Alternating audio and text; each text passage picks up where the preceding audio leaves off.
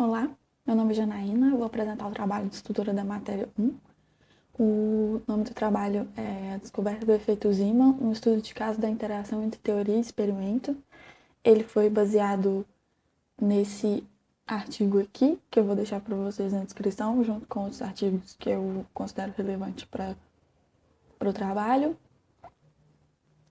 O objetivo do trabalho é realizar uma análise da abordagem prática e teórica que o Zeeman utilizou no experimento de 1986. Esse experimento identificou um fenômeno que mais tarde seria conhecido pelo nome dele. O artigo original traz uma abordagem bem filosófica do ponto de vista que ele discute bastante o papel da teoria no desenvolvimento de um experimento. Aqui, essa discussão vai ser um pouco mais breve, para eu poder dar um foco maior no aparato experimental e ainda discutir um pouquinho do desenvolvimento da teoria clássica do Lorentz. Mesmo assim, eu vou manter os 3 pontos de partida principais do artigo original. Os 3 pontos a serem discutidos vão ser a motivação do experimento, o desenvolvimento do setup experimental e sua evolução até a forma final, assim como a interpretação de Lorentz do efeito observado e, por fim, a importância da abordagem qualitativa no estudo de caso e uma reflexão sobre a relação entre teoria e experimento. Essa frase do Maxwell, em um ensaio que ele fez sobre o Faraday, já mostra uma intenção do Faraday em descobrir relação entre o campo magnético e a luz. Esse foi o último trabalho encontrado nas anotações pessoais do Faraday, mas ele não conseguiu resolver esse problema. O respeito do Zeeman pela autoridade de Faraday como experimental foi a verdadeira motivação para a realização desse experimento. Ele acreditava que os aparatos desenvolvidos nos anos que se seguiram seriam capazes de permitir uma observação do efeito do campo magnético na luz. Desde 1885, o Zeeman já trabalhava com Lorentz na Universidade de Leiden. Em 1890, ele se torna seu assistente e logo em seguida abandona seu trabalho com o efeito Kerr para poder estudar o efeito de um campo magnético na luz.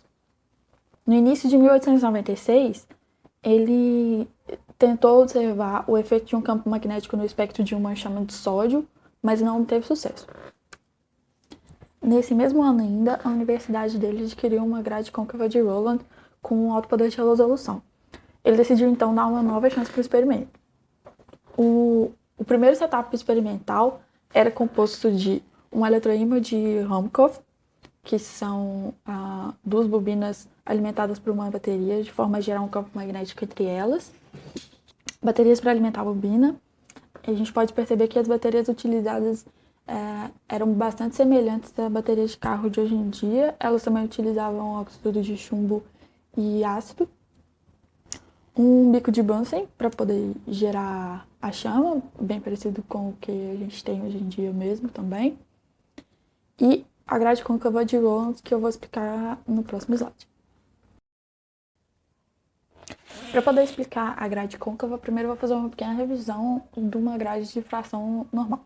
Essa grade de difração é refletora, ela é um pouquinho diferente do que a gente está acostumado, que ela é transmissora, mas é o mesmo funcionamento.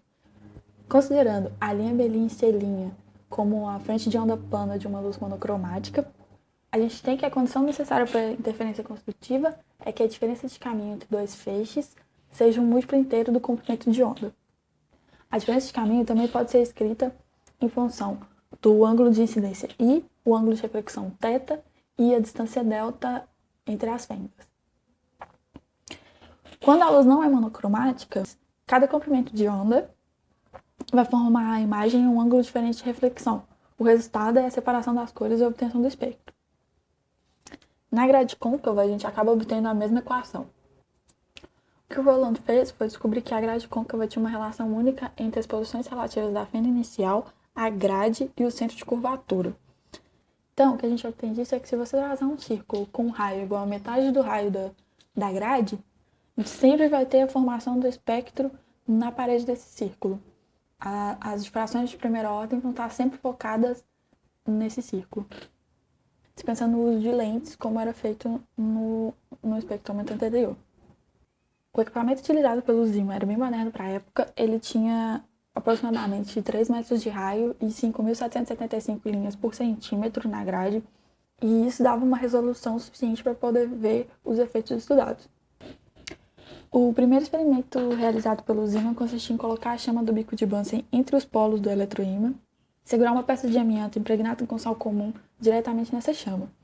Ao fazer isso, ele observou um alargamento da linha D do espectro do sódio, uma vez que o eletroímã era ligado. E aí, quando o eletroímã era desligado, o espectro voltava ao normal. O Zeeman, então, deu início a uma série de modificações nesse experimento, para tentar mostrar uma relação direta entre o magnetismo e a luz. Só ter esse resultado não significava necessariamente que existia essa relação direta. Podia ser uma relação por links intermediários ou por outros fatores que ele não estava considerando. Nesse estágio inicial, o conhecimento prévio foi muito importante para avaliar a relevância das variáveis envolvidas, uma vez que tem infinitas variáveis em um experimento. Ele precisava eliminar os efeitos das que poderiam diminuir a confiabilidade desse experimento em demonstrar essa relação direta, que era o objetivo principal dele. A primeira modificação que ele fez foi trocar a fonte de calor e a substância analisada, que eram também duas variáveis que poderiam ter influência. Ele repetiu o experimento e observou que acontecia o mesmo fenômeno. Outras modificações também foram feitas. Uma delas foi motivada pelo fato de que o eletroímã, quando ligado, mudava a forma da chama. A gente pode ver um vídeo desse fenômeno.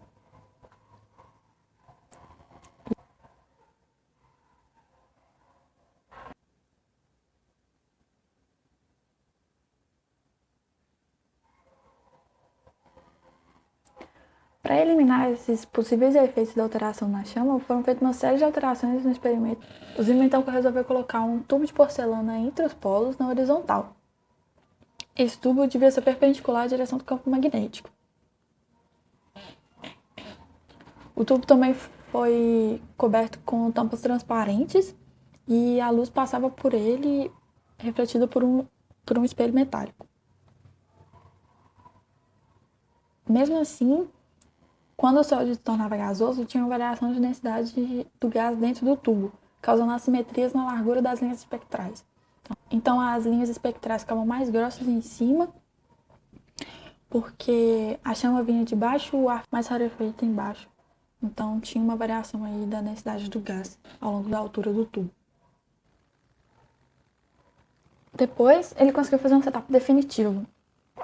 Além de ele eliminar o revestimento do tubo, porque ele percebeu que estava reagindo com o sódio e com o repetimento da realização desse experimento, as linhas iam enfraquecendo e sumiam. Ele fez mais 3 alterações principais. Ele utilizou um tubo de porcelana mais fino, começou a aquecer com um maçarico, ao invés de aquecer uma chama que vinha de baixo, e ele girava o tubo em torno do seu próprio eixo. Só com essas modificações já foi possível obter linhas homogêneas. A gente tem uma figura do artigo da época, e aí com essas linhas homogêneas, o Zeeman estava praticamente convencido do sucesso do seu experimento. O problema era que nenhuma das duas teorias formais sobre a emissão de luz da época eram compatíveis quantitativamente com os resultados experimentais que ele encontrou. As duas teorias eram do Larmor e do Lorentz. O Larmor atribuía a emissão de luz a átomos vibrando, só que ele fez os cálculos e concluiu que esse efeito devia ser extremamente pequeno. O Lorentz atribuía a emissão de luz à vibração de íons, e calculando a razão carga-massa necessária para gerar um efeito detectável, ele achou que ia ser muito grande. Lembrando que isso tudo aconteceu antes da descoberta do elétron. Então, o Lorentz ainda comparava a relação carga-massa com a relação carga-massa de íons obtidos em eletrólise. E aí o Zeeman não quis abandonar o estudo. Ele publicou relatórios quantitativos com descrições muito detalhadas do experimento para que ele fosse reproduzido. Diante da reprodução dos resultados encontrados por outros cientistas da época, o Zeeman resolveu focar em uma teoria eletromagnética que fosse satisfatória quantitativamente também, para explicar os efeitos que ele viu. E aí entra o Lorentz como protagonista. O Lorentz tinha total domínio da teoria eletromagnética vigente e resolveu fazer um modelo em que uma partícula carregada iria oscilar em torno de uma posição de equilíbrio sob a ação de uma força elástica na ausência de um campo magnético.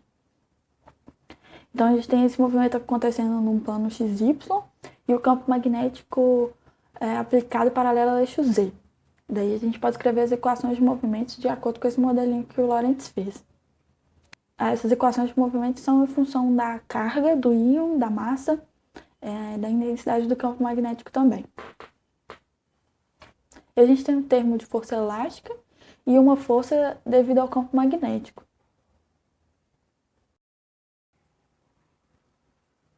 E aí é simples de obter a solução do sistema de equações diferenciais. A interpretação física que o Lorentz deu para esses resultados é um pouquinho mais complicada, eu vou dar uma passada nela rápida. De forma simplificada, a interpretação física dos resultados obtidos pela teoria de Lorentz era que,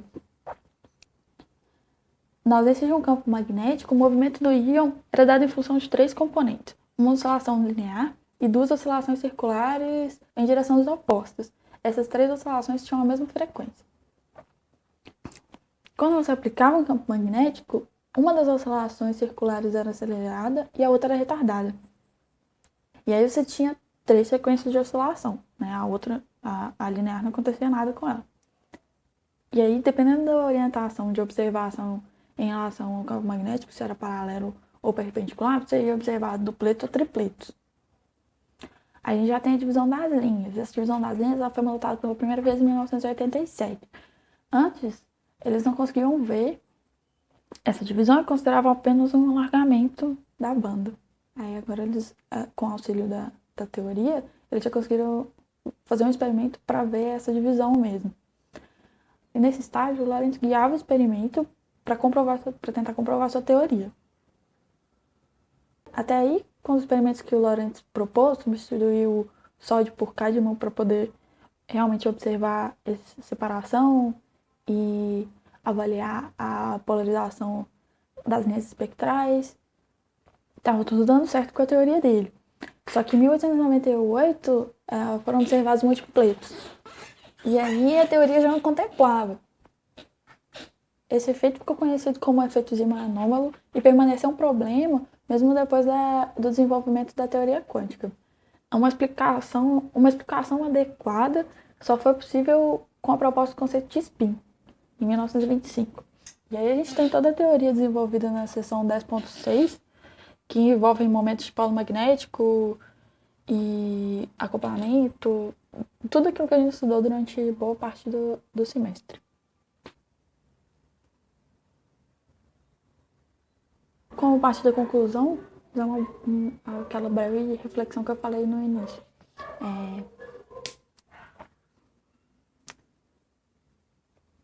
Tudo isso aconteceu porque o Zeeman não tinha domínio total da teoria eletromagnética da época dele.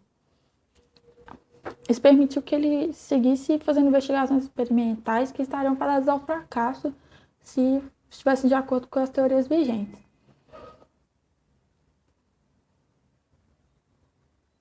A decisão de focar primeiramente em análises qualitativas foi muito importante e a importância também do aparato tecnológico que ele tinha acesso, né?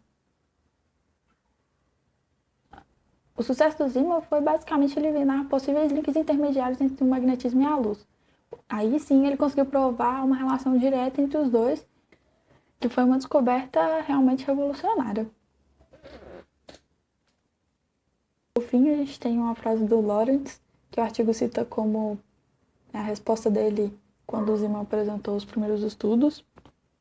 O Lorentz que dividiu o prêmio Nobel com o Zeeman por esse trabalho, uma vez que ele fez toda a parte teórica.